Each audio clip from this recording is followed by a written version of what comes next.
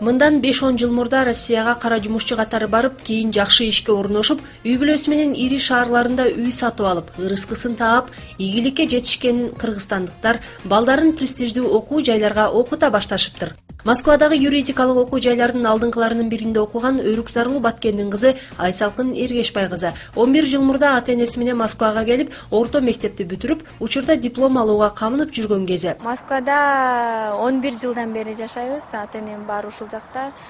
Мектепти ушул жакта аяктап, ушул жакта окуу жайга тапшырып окуп келип атабыз. Кыргызстанга бат-баттан барып турасыңар? Кыргызстанга жыл сайын 2 жолу, 1 жолу ушинтип барып турабыз. Эс алып келебиз, барып 1-2 ай. Москванын студенттери сессиясын кантип бүтүрүшөт? Китеп издеп, маалыматтарды издеп, интернет бар жерде барып интернеттен издеп таап, даярданып, ошол өзүңдүн билимиң менен тапшырып эме кылганга аракет кылабыз.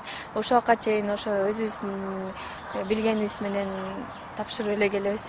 Кыргызстандан келген студенттерге бул жакта мындай кандайдыр бир басым көрсөтүлбөйбү?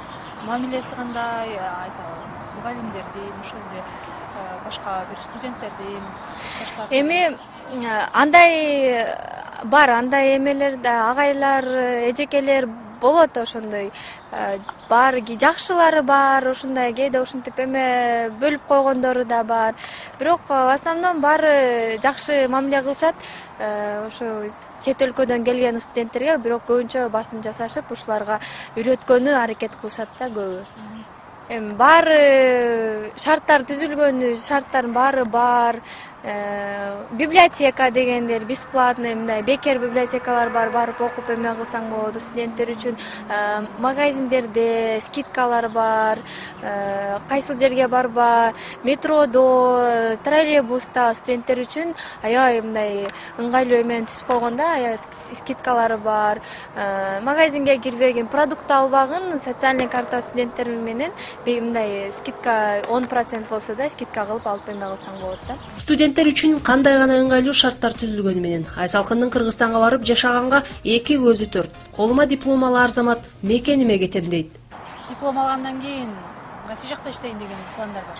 Диплом алгандан кийин Кудай буйрса Кыргызстанга эле барып иштейм деген максаттарым бар. Диплом бүтүп атам, ошо бүтсөм эле Кыргызстанга учуп кетем. Ошол жакта иштейм. Москвада канчалык жашоо заманбапташтырылганы менен айрым бир күнүмдүк муктаждыктар көбүрөөк. Тагыраак айтканда, мындай чоң калаада иштеген иштейт, иштебеген аз убакытты эле талаада калуусу толук мүмкүн. Кыргызстандан барып жогорку окуу жайда билим алып жаткан студенттердин көпчүлүгү окуусу бүтөр замат түн бир окумга чейин же дем алыш күндөрү кафе дүкөндө кезектешип кошумча иштешет. Эртең менен туруп ошо окууга барам. Юрфакта окуйм, 3-курста. Московский юридический университетте окуйм, 3-курс болуп калдым. Буйрса бүтүп атам 3-курсту. Ошо саат 2-3кө чейин окуйм, эртең менен 2-3кө чейин окуйм, 3төн кийин анан жумушка барам. Жумуштан саат 10-11ге чейин жумуш кылам, анан үйгө 12лерге келип калам үйдө. Ушул каждый день ушундай. Суббота, воскресенье күндөрү эс алам. Суббота, воскресенье күндөрү жумушка чыгам, кээде болбосо үйдө эс алам, үйдөгүлөр. Кыргызстандык студенттер жайкы сессия жакындаганда таптакыр китепканадан бошобой калышаарына күбө болдук. Таластык Максат Кадыровду дагы кечинде китепканадан кайткан маалда кезиктирдик. Бул шаарга ата-энем менен келгем, жүргөнүмө почти 2006-жылдан бери шакта жүрөм. Бул политехнический колледжде окуйм, 4-курста. Вообще высшее образование кеттик уже. Ар бир студенттин өзүнүн жашоосу ар кандай, ата-энесине өзүнүн жүрүш-турушуна жараша да. Студенттин өзүнө иштеген окугандар, ата-энеси Кыргызстанда болуп, өзү биякта окугандарга бир кыйыныраак болот. Ата-энеси биякта болуп, өзү балдар да биякта болсо жеңил болот да, ата-энесине көп сагынып эметпейт, куса болбойт. Биякта ата-энеси жанында окуп атышына дагы жеңил болот. Кыргызстанда болсо ата-энеси анда кыйынчараак окуат, окуп атышын тапканга дагы. Сессия кандай тапшырасыңар? Сессия кандай жүрөт деп? Коррупция деген жок. Сессиянын баары өзүңүн күчүң менен, өзүңүн аракетиң менен. Коррупция болсо отчисление болот. Эмне менен алек болосуңар? Бир күнүң кандай өтөт Москвада? Ар кандай, достор менен бүткешке сыртка чыгасың, өзүң биякта орус балдар менен. Үйдө болсоң ата-энеңе жардам бересиң. подработка, там жумуш болуп калса жумушка чыгып, өзүң тияк бияка чыккан акчаңа. Чейин кандай жумуштарда иштедиңер силер? Өзүм профессия мен департамент образованияда иштегем, анан управада иштедим. Анан Альфа компаниясында иштегем. Айрым студент досторунун ата-энеси Кыргызстанда болгондуктан кээде куса болушуп, сагыныч сезими окуусуна бир топ кедергисин тийгизерин айткан каарманыбыздын ата-энеси жанында.